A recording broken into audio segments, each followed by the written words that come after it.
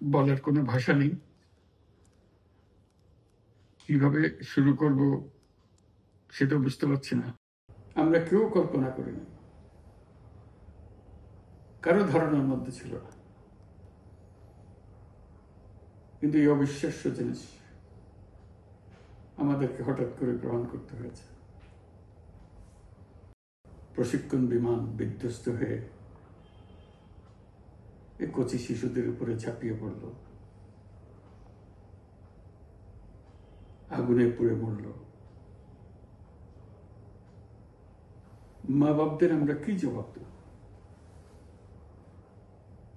কি বলবো তাদেরকে? আমরা নিজেদেরকে তো জবাব দিতে পারছি না। আমরা বাবা মা আত্মীয় স্বজন সবার কাছে আমাদের সহানুভূতি জানাচ্ছি। বাংলাদেশের যত সন্তান আছে সবাই আপনাদের সন্তান। আমরা নিজেদের মনকে